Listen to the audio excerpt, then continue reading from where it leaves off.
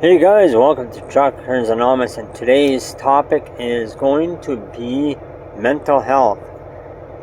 Now, before we go into that, I want to thank my old subscribers for hanging in there and, sticking around.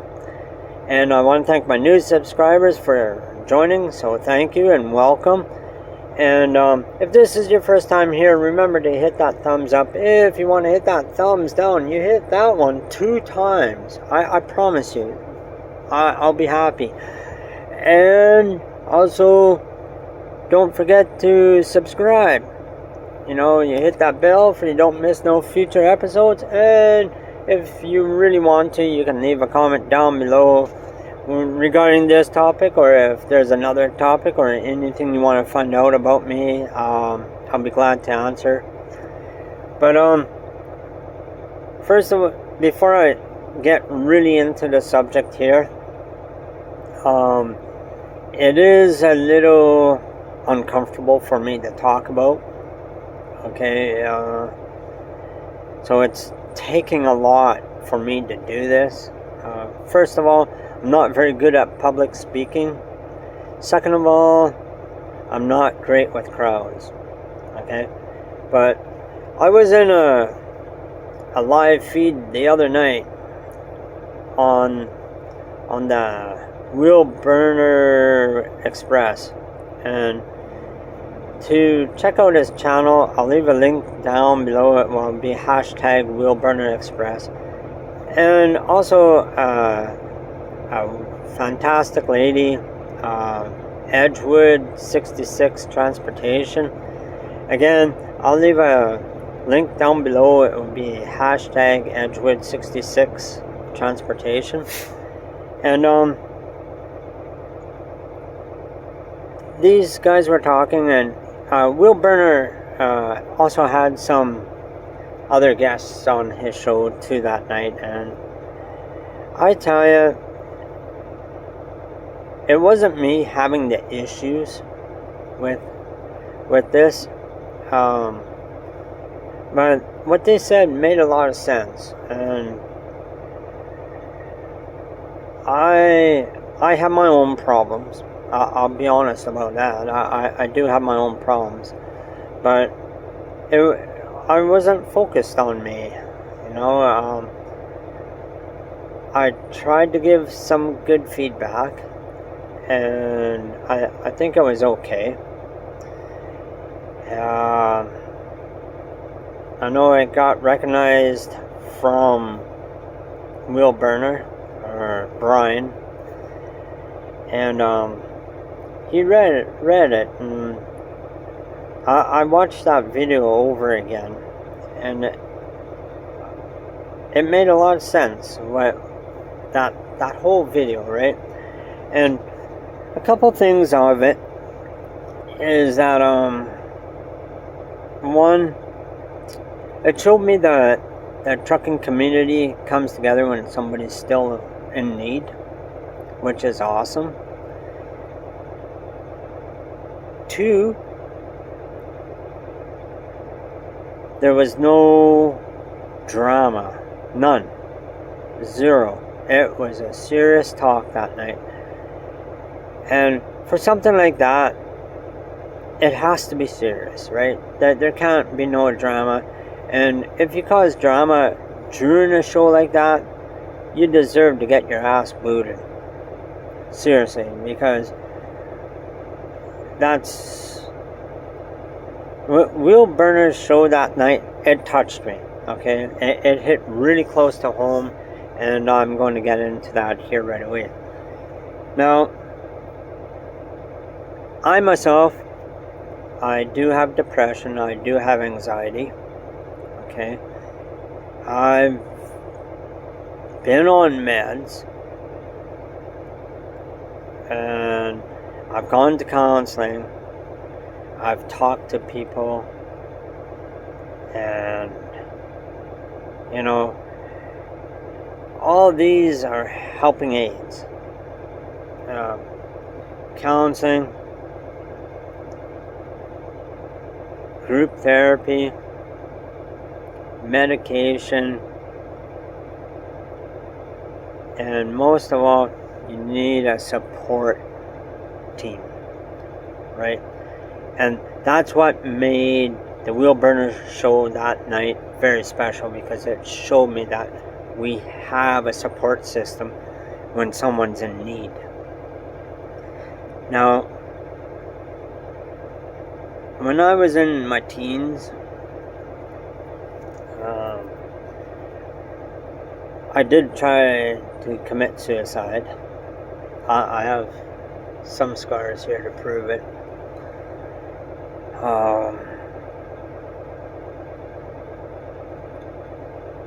Yeah, it wasn't a good scene. And I was in the hospital for 6 weeks and 3 days. I was on a psychiatric unit, and I had good days there and I had bad days. But when I came out, I was okay. I wasn't 100%, but I was better off than I was when I went in. And the first few days, I would have to say probably the first week at least, when I was there, I'd never talk in group. I never partake in anything, because I thought it was just stupid, right? It was dumb. And then I slowly got involved, and it kept my mind busy. So I was not too bad up till my mid-20s, and then I started going back into a depression. And I have to say, it probably destroyed my first marriage, the depression, because all I could think about was myself. I tried to find different ways to make me happy, but it didn't work. And I got into an extensive therapy program. It was for 2 months, and it was every night, Monday to Friday, for about 4 hours a night. And we went through a lot of stuff, but the first time I was in it, you're not allowed to pair. And what pairing is you're not allowed to hang out with other people in the group. And that's what happened to me. I ended up hanging out with someone, and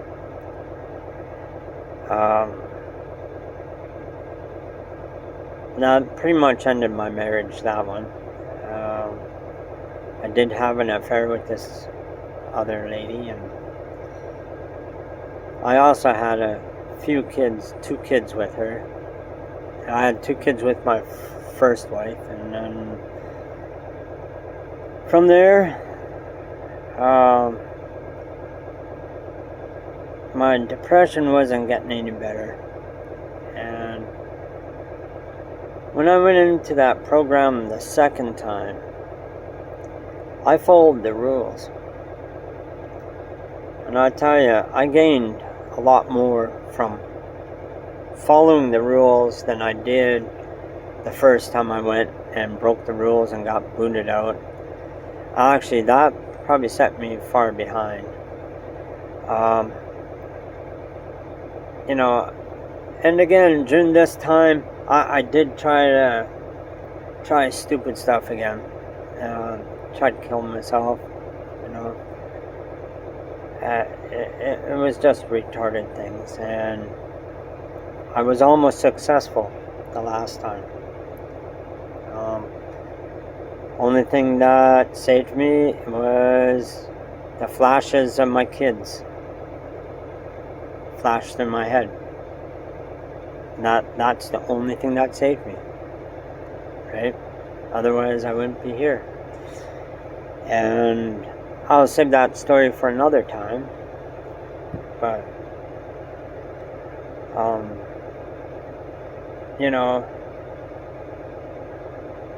actually I'll tell it. So I was having a hard time with my coping with life, and things weren't the best, and nobody was home. I was home by myself, and I was feeling down. So I went to the basement and I made a noose and threw it around the rafter and put a chair underneath, and I put it around my neck and kicked the chair away. This is it, right? And I could feel the rope. It was getting tighter and tighter and tighter, right? And all I did is just close my eyes, and I just swung back and forth. I remember it perfectly. And all of a sudden, visions of my kids popped through my head, like, right? And I snapped out of it, and I was hanging. Literally, that chair was nowhere around. I tried to get the chair, but I kicked it too far. And I pulled my hands over the rope like this, pulled myself up to the rafter, and I was still choking, right? Like the noose was already there. It had its grip, and I untied it from the rafter, and as soon as I untied that knot, I fell onto a pile of laundry, and I literally had to dig my fingernails into my neck and get underneath that rope and try to work it loose. And that rope was right around there. And that's when I realized I need to get some serious help. And I did. That's when I went into that program the second time, and I followed it through. And I was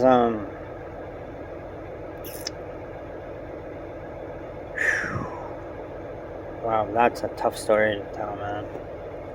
I get visions of it every time I talk about it, and it's not cool, man. Not cool at all. So, anyways, I went and got the help, and things changed around slowly. Did it happen overnight? No. Did I do it on my own? No.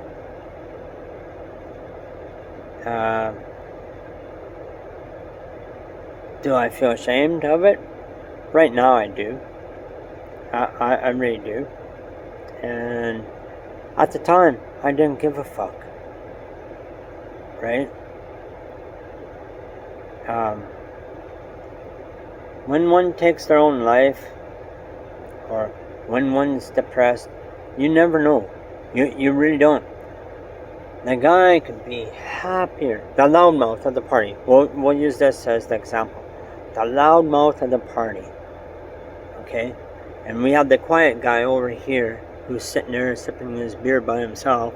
Then we have the wild one over there at that table who likes to be heard. Okay? Who do you think's the one that's depressed? You don't know. You don't know which one has problems, right? Is it that loudmouth? Or is it the guy in the corner drinking his beer by himself? Right? It could be either one. Right? Now, and it's true, because people would always ask me, how you doing? I'd say, I'm okay. I'm alright. Right? But they read. They knew. They knew that I wasn't okay. You know?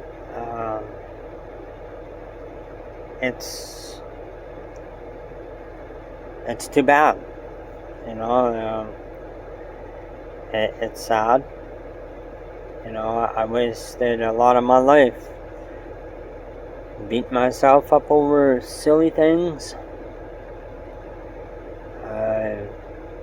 A big procrastinator.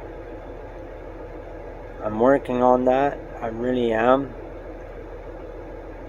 But, you know,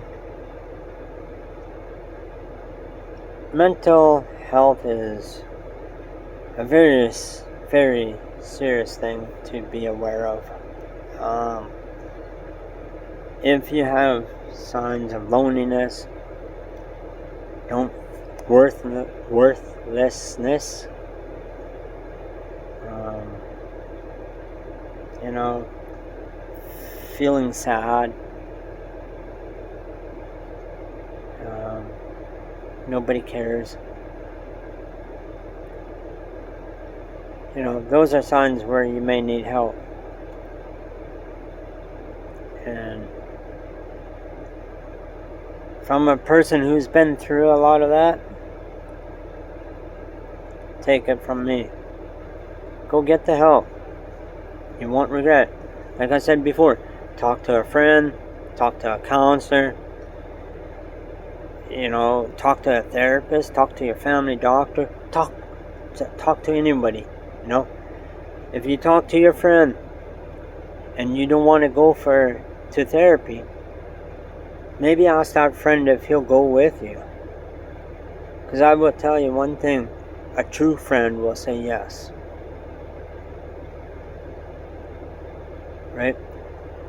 I've told my story to different people. I've been laughed at. And the guy, I'll never forget this. The guy who sold me tools, he told me, it's in your head. It's all in your head. And I tried to tell him, no, it's not. But I'm sure when he left, it's all in your head. Well, a few years after that, he went through a depression himself. And I was there for him. I told him, if you ever needed to talk, you know my number, phone me. I'm listening. Right? I've lost friends to suicide. I've lost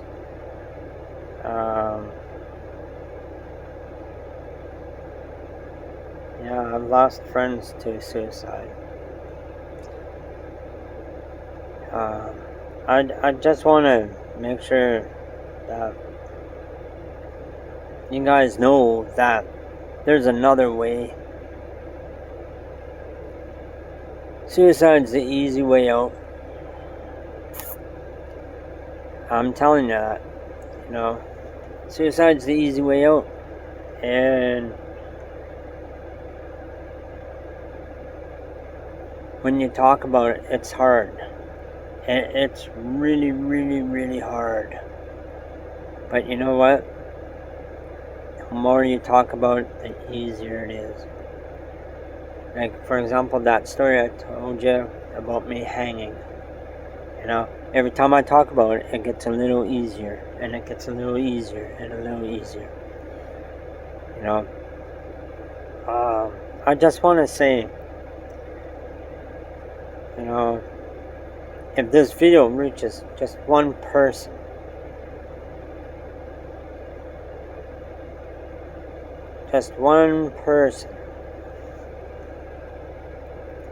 then I've done a good thing by making this video.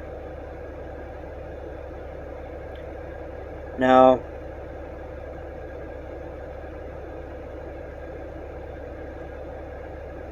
I just really want to thank, again, I really want to thank Wheel Burner Express and Edgewood 66 Transportation, Brian and Dodie. I want to thank you guys a lot. because you guys made a light switch go on. And, you know, mental health is not a joke. It's a real thing. And it affects lives. So, just do me the favor. If you not yourself, or if you see somebody that's not yourself, listen. Just listen to them. You know, don't tell them what to do. Suggest to them what to do. Because if you tell them what to do, that could trigger them off. But if you suggest, for example, if I was you, I'd go seek some professional guidance.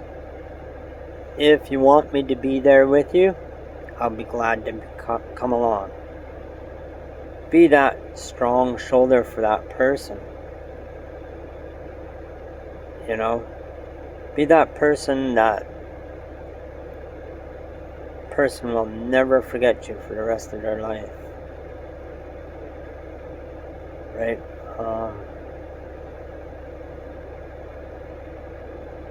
You know, that's that. Other than that, I still have my anxiety. The anxiety part, I get it when I'm in crowds. Like I said earlier, sometimes I'll go to Walmart, I'll do my shopping, and all of a sudden, it kicks in, and it's like I can't control it, and it's like I gotta get out of here. Sometimes I'll leave a cart full of stuff. I don't care. I won't put it away. So anxiety is a real thing too, guys. You know, people say anxiety is not real. It's all in your head. Same thing with depression. It's all in your head. I don't know where these guys think that they get away with saying that, because it's not true. You know, am I normal? Yes, I'm normal. Right? I'll do this quick story here about normal. In the group, I remember we were sitting we're in this room. It's probably about a 30 by 15 foot room, 30 by 20. You know, it was kind of a rectangular shape. And there were chairs all around the wall. You have the door and you come in here, right? And the therapists, they would sit at the front of the room.